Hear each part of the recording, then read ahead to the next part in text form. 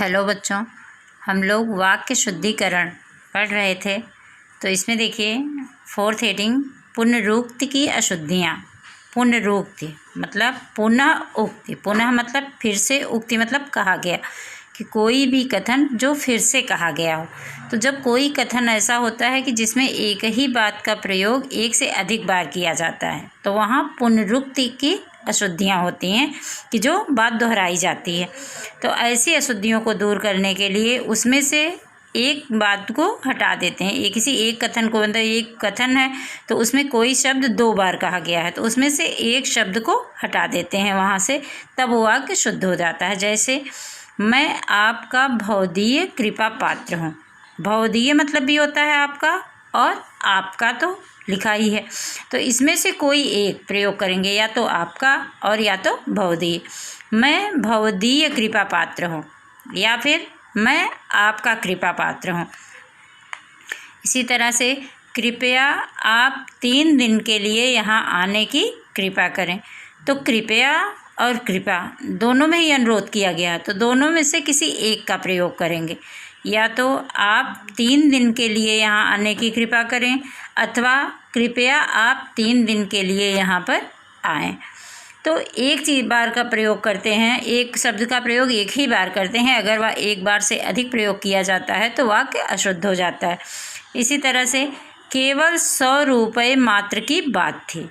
तो केवल और मात्र, मात्र मीन्स भी केवल होता है, तो या तो केवल का प्रयोग करेंगे और या तो मात्र, मतलब केवल 100 रुपये की बात थी या फिर 100 रुपये मात्र की बात थी, तो एक ही बार प्रयोग करेंगे।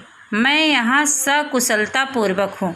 तो सकुशल, सकुशल मतलब कि कुशलता के साथ, कुशल पूर्वक, तो या तो सकुशल और या तो कुशलता पूर्वक, तो पूरा लिखा गया अगर तो ये कथन अशुद्ध हो गया। मैं यहाँ कुशलता पूर्वक हूँ अथवा मैं यहाँ सकुशल हूँ, दोनों में से कोई एक ही प्रयोग करेंगे। ठीक है, इस बात को फिर से दोहराने की आवश्यकता नहीं है। फिर से मतलब कि दोबारा, और दोहराना मतलब भी दोबारा कहना, तो इन दोनों का अर्थ एक ही है, तो दोनों के प्रयोग की कोई आवश्यकता नहीं है, दोनों का प्रयोग अशुद्ध हो जाएगा। इसलिए इस बात को दोहराने की आवश्यकता नहीं है, या फिर ये इस बात को फिर से कहने की आवश्यकता है नहीं है, इस तरह से लिखेंगे। तो दो तरह से दोनों अगर प्रयोग करते हैं तो वह वाक्य जो है वह अशुद्ध हो जाता है। कि जैसे आज सोमवार का दिन है, पूछा गया कि आज सोमवार का दिन है, तो वार मतलब होता है दिन, और सोमवार, अब उसके बाद फिर दिन का भी प्रयोग किया, तो 2 बार अगर हुआ तो वह अशुद्ध हो गया। तो या तो लिखेंगे कि आज सोमवार है, ठीक है, सोमवार लिखा तो सही हुआ। अब सोमवार का दिन, इसी तरह से वह वापस लौटकर चला गया, या फिर जैसे लिखा है मैं आगरा से वापस लौट आया, तो वापस का मतलब ही होता है लौटना। तो वापस आना और लौटना एक ही क्रियाएं हैं, लेकिन 2 बार प्रयोग किया गया। मैं आगरा से वापस लौट आया, तो इसका शुद्ध क्या होगा, मैं आगरा से लौट आया, या फिर मैं आगरा से वापस आ गया। दोनों में से कोई एक ही कथन प्रयोग करेंगे, एक ही शब्द प्रयोग करेंगे, तभी वाक्य सही होगा। अगर दोनों का प्रयोग करते हैं तो वाक्य अशुद्ध हो जाता है।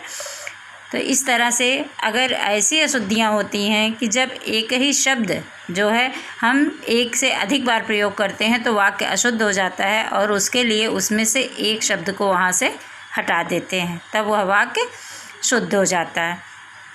कि जैसे वह बेफिजूल की बातें करता है, ठीक है, तो फिजूल, फिजूल तो खुद ही जो है कि अनावश्यक, ठीक है, तो उसके लिए कि बेफिजूल की बातें, तो फिजूल ही अनावश्यक है, तो बेफिजूल की बातें, तो जो दोनों अगर उपसर्ग लगाए गए तो इस तरह से गलत हो गया, वाक्य अशुद्ध हो गया। तो इसलिए दोनों में से एक ही शब्दों का प्रयोग करेंगे। ठीक है, तो इस तरह से वाक्य अशुद्ध हो जाते हैं। और अगर पुनरुक्ति की अशुद्धियाँ होती हैं तो दो शब्द जो है दोहराए गए होते हैं तो उनमें से किसी एक शब्द को हटा देते हैं और वहाँ पर जाके वाक्य शुद्ध हो जाता है।